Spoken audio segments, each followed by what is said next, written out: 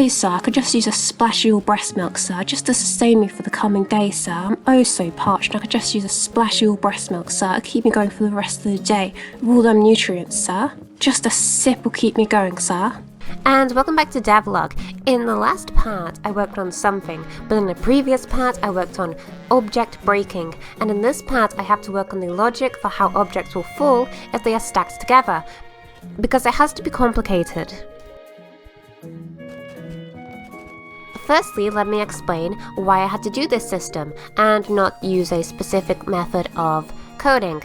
First of all, the general way you would have a stacked object in a normal way would just be to have physics objects, or maybe have the objects fall with physics, or rigid bodies, or something like that. My game has more of a standard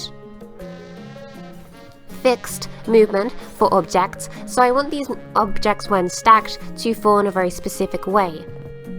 And also it means I don't need to have a bunch of rigid bodies, but mostly I don't need to fall in a specific way. Furthermore, when breaking a stack of objects, if you were to break one on the bottom, the top stacks, I wouldn't want them to fall immediately. I would want them to have a small little timer, a little animation of wiggling about, and then falling like a cartoon when funny Roadrunner goes off the cliff and he holds the sign up and he says, "Uh-oh," and then he fall. I want my objects to do the same thing. The first thing I did is make a method for calculating what objects should fall when a certain object is broken. This is very easy, and by very easy I mean it took a long time to get it to work specifically how I wanted it to work, but it's not a very difficult system in general. It's just very complicated to make it so it works how I want it to work. So what we do is I have my breakable object script. This is the script that is attached to any object that could be broken, so the barrels or specific enemies, because enemies are basically just objects. And what these do is they will detect if their child object is also a breakable object, as in another object that can be broken and would fall when this object is broken. This means that every object stack has to be in a hierarchy of parenting, but whatever, who cares, that's just how the system works. This is then read when this object is destroyed, and we feed information to any stacked objects that are on top of us. However, the issue with this is having multiple stacked objects. For example, we have the base of the stack, then we have the next object in the stack, and then the final object in the stack of a stack of 3. So when the base object is stacked, broken from the stack, we want the second object, the one above it, to fall and not the object on top. So this means I would have a hierarchy of parenting for these objects, so the bottom object is stacked on top of the bottom object has a child, which is the middle object, and the middle object has a child, which is the top object of the stack. This makes for complicated parenting, but it's not a huge issue, so don't worry about it. So, for example, with this setup, if the middle object in the stack is broken, we will now have the top object of the stack falling, and then it will fall into the bottom object of the stack and be set onto that object's stack information. To sum this section up, it is essentially just when a broken object is broken, we check if there is any object above us, and then we make that object fall down, ignoring any object above the object above us, because that will just fall with the object above us.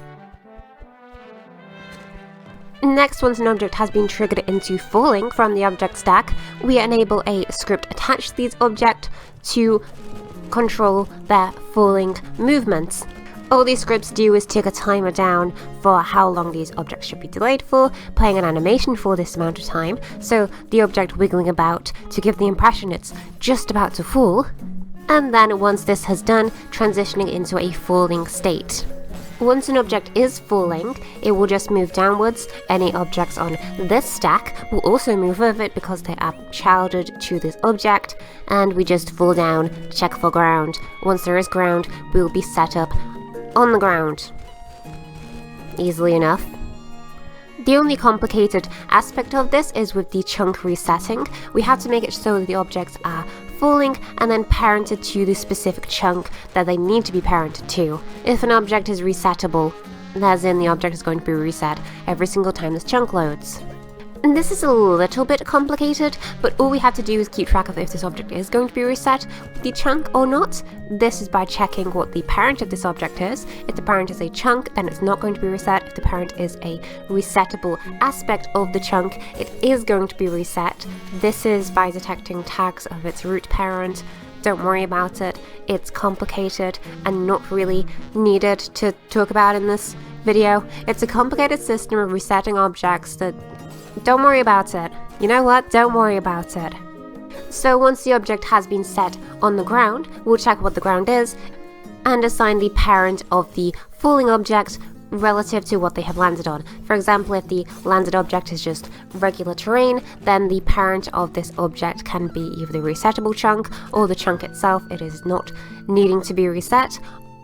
Or if the object has landed on another breakable object, we will then parent child this falling object onto the object it's landed on, and then set up the landed object information so that when that object is broken, the object that was currently falling and landed on it can fall once again.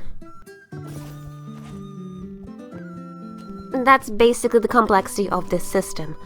Break object, object fall, object land, object derive information based on what it's landed on. And that's it. Very simple system, but very useful for object stacking and object organization in levels. A very simple system to make and add to the game, but made complicated with the other features and coding systems that are used in-game. The real hardest part of this coding aspect was making it so the objects when falling will have logical information based on if they are needing to be reset with each chunk, or if they aren't, or if they land on other breakable objects. It's a whole lot of parenting complexities, but I'm happy that it is organized and sorted for the game now. I think it is very satisfying looking, and once I add things like enemies in stacks, or different stackable objects, or different ways to break stackable objects, hint hint, attacking, hint hint, then this object system will work significantly better and be way more satisfying.